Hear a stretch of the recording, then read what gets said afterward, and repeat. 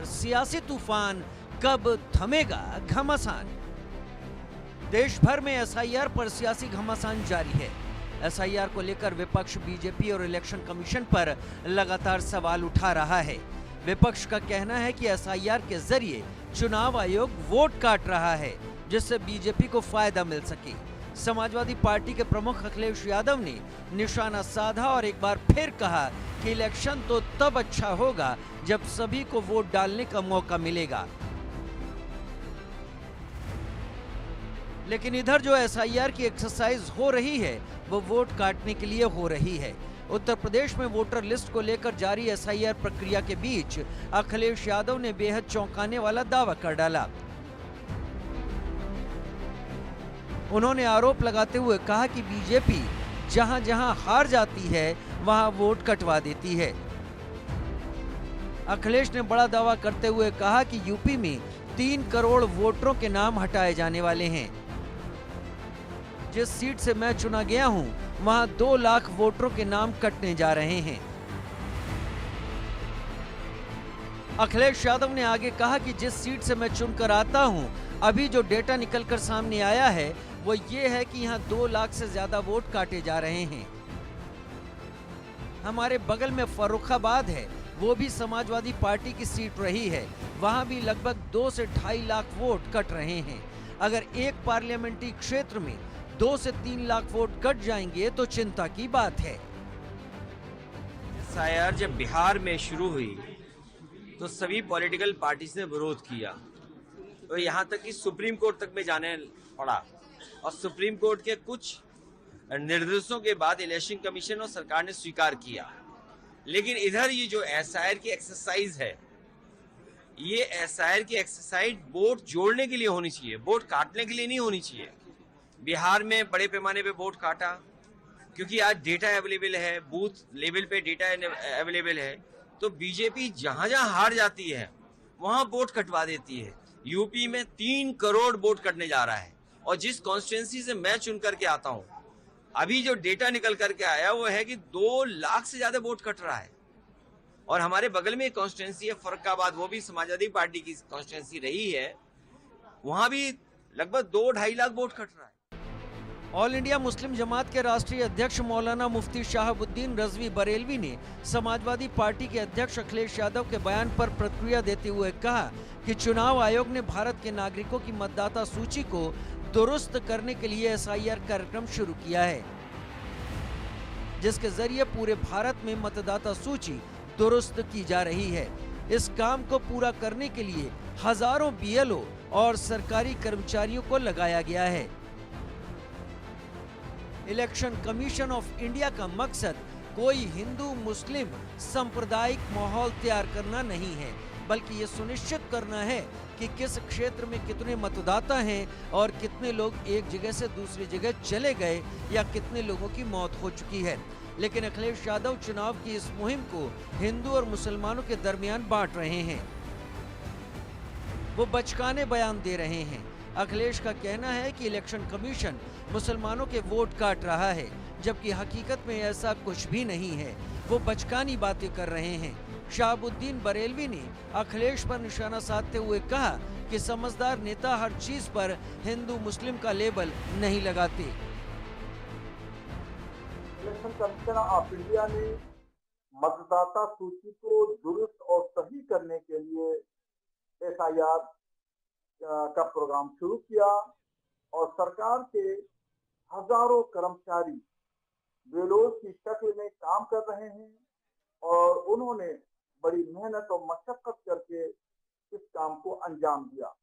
इसका मकसद ये है कि मतदाता सूची को दुरुस्त करना, डाटा को सही करना, कौन कहाँ कितने जगह पे कितने लोग हैं और कहां से कहां दूसरे जगह पे मुंतकिल हो गए हैं, कितने लोगों का इंतकाल हो गया, इन तमाम सूचियों को दुरुस्त करने के लिए ये इलेक्शन कमीशन ने मुहिम शुरू की है। मौलाना शहाबुद्दीन बरेलवी ने एसआईआर के मामले पर कहा कि भारत के इतिहास में पहली बार ये देखने को मिला कि मुसलमानों ने बड़ी जिम्मेदारी से काम किया है। मुसलमान देश के किसी कोने में मजदूरी काम कर रहा है, उसने अपने परिवार से संपर्क करके जिम्मेदारी के साथ एसआईआर के फॉर्म भरवाए। बीएलओ से बराबर संपर्क साध कर फॉर्म की कमियों को पूरा किया और अपने आप को सुरक्षित करने का काम किया। एसआईआर पर सियासी घमासान थमने का नाम नहीं ले रहा है। आखिर इस पर भी क्यों हिंदू मुस्लिम एंगल निकाला जा रहा है? क्या बिना धार्मिक मुद्दे उछाले सियासत संभव नहीं है? Bureau report, India news. तो चलिए लगातार हम चर्चा की शुरुआत करते हैं। मेरे साथ मेरे तीनों गेस्ट मौजूद हैं। फाजिल अहमद जी, जब पिछली बार अभी आपसे बात हो रही थी तो आपने तमाम वो बातें कही, लेकिन एक बात ये भी तो समझने वाली है कि एसआईआर ज़रूरत इसलिए भी हो जाता है क्योंकि ये लंबा वक्त गुजर चुका है। ऐसे में ये पता करना कि कौन सा व्यक्ति है भी या नहीं, किस व्यक्ति ने अपनी जगह बिल्कुल बदल ली है, ये वो तमाम बेसिक चीज़ें हैं जो एसआईआर के जरिए हो रही हैं और ये पता होना भी बहुत ज़्यादा ज़रूरी है। और अगर ऐसे नहीं तो फिर कैसे, रास्ता क्या नजर आता है आपको? एसआईआर कोई बड़ी चीज नहीं है। हर चुनाव से पहले भारत के, चाहे विधानसभा का चुनाव हो, चाहे लोकसभा का चुनाव हो, चाहे गांव के मुखिया का चुनाव हो, इलेक्शन से थोड़े दिन पहले ये एक्सरसाइज चुनाव आयोग हमेशा करता रहता है। नए नाम जोड़ता है, पुराने नाम काटता है, ये सब होता रहता है। लेकिन एसआईआर करके एक पैनिक खड़ा कर दिया जाए, एक लोगों में दहशत। कौन कह रहा है कि वहां पे डिटेंशन सेंटर बनाए जाएंगे?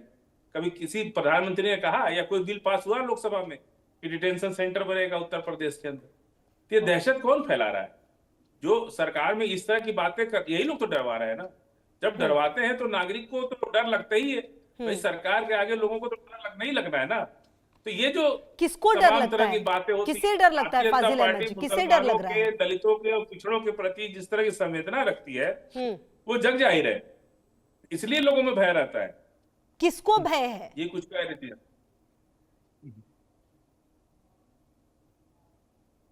फाजिल अहमद जी, आवाज आ रही है मेरी आपको? ये भी आ रही है, बोलिए। मैं ये पूछ रही हूँ कि किसको भय है? जो बात आप कह रहे हैं उस बात को साबित कैसे किया जाए? किसको भय है, मतलब किस चीज का भय है और क्या? मुसलमानों को, आदिवासियों को, दलितों को, पिछड़ों को भय है। अच्छा, और वो बोल नहीं पा रहे हैं, और वो बोल नहीं पा रहे हैं।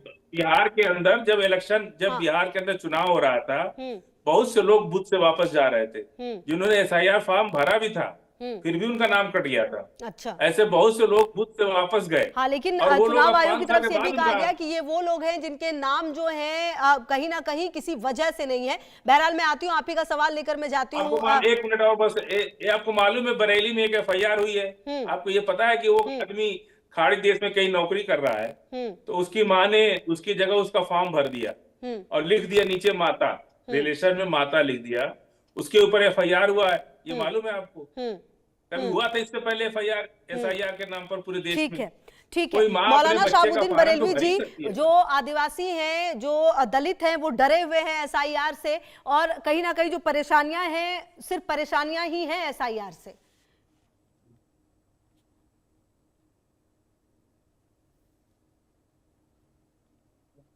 सर, आप जरा अपने आप को अनम्यूट कर लें प्लीज। अच्छा, देखिए, आवाज आ रही है मेरी? जी, अब आपकी आवाज आ रही है, बेहतर। अच्छा, प्लीज कंटिन्यू। मैं कह रहा हूँ कि जो आपका सवाल है कि डरे हुए हैं, बल्कि ऐसा नहीं है, कोई डरा हुआ नहीं। ये मेरा सवाल नहीं है सर, ये थोड़ी देर पहले फाजिल अहमद जी ने जो कहा है वो मैं आप तक पहुंचा रही थी। अच्छा जी, मैं सुन रहा था, फजील साहब कह रहे थे कि बरेली में एफआईआर हुई है। बरेली में एफआईआर नहीं हुई, मैं जानकारी के लिए बता दूं, वो एफआईआर हुई है रामपुर में। और रामपुर में एफआईआर जो हुई है वो दरअसल हुआ क्या कि वो लड़का रहता है दुबई में, और उसकी माँ ने उस लड़के के दस्तखत कर दिए थे। थोड़ा सा मिस्टेक थी, टेक्निकल जानकारी ना होने की वजह से, इस वजह से गलती हो गई थी। खैर, वहाँ पे लोगों ने उसको सुधार भी लिया, कोई ऐसी ये कोई बहुत बड़ी बात नहीं है। अब मैं आ जाता हूँ अयोध्या के महंत राजू दास जी ने जो बातें कही। वहाँ के मशहूर मजहबी रहनुमा हैं राजू दास जी, और इन्होंने बड़ी अच्छी बातें कही, और मैं इनकी बातों की तस्दीक इसलिए करता हूँ कि उत्तर प्रदेश में इस वक्त डर और खौफ का कतन कोई माहौल नहीं है। डर और खौफ का माहौल समाजवादी पार्टी की जब गवर्नमेंट हुआ करती थी तब हुआ करता था। गुंडागर्दी, बदमाशी, जगह जगह लूट खसोट और पारदर्शिता नहीं थी। इंसाफ मिलना बड़ा मुश्किल हो जाता था। अभी आप देखिए कि इस वक्त अब रात के अंधेरे में 2 बजे 1 बजे रात में कोई भी अकेला चला आए, किसी को कोई डर और खौफ नहीं है। कोई चाहे हिंदू हो या मुसलमान हो, ना कोई रोकने वाला है ना कोई टोकने वाला है। पहले तो रात में निकलना दुश्वार था, और दूसरी बात यह है कि हर महीने में कहीं न कहीं किसी न किसी 75 जिलों में किसी एक जिले में दंगा हो जाता था। मगर अब इस वक्त उत्तर प्रदेश दंगा मुक्त है और लोग अमन सुकून और शांति से रह रहे हैं। हाँ, इतना बड़ा प्रदेश है तो कुछ घटनाएं तो जरूर होंगी और होती रही हैं, और भविष्य में भी कयामत तक भी होती रहेंगी। चाहे योगी आदित्यनाथ की जगह मौलाना शहाबुद्दीन को मुख्यमंत्री बना दिया जाए तो भी घटनाएं होंगी, महंत राजू दास जी को बना दिया जाए तो भी घटनाएं होंगी, ठीक मगर है। फिर भी बहुत कंट्रोल है, बहुत कंट्रोल है। और ठीक है, बहुत मैं कंट्रोल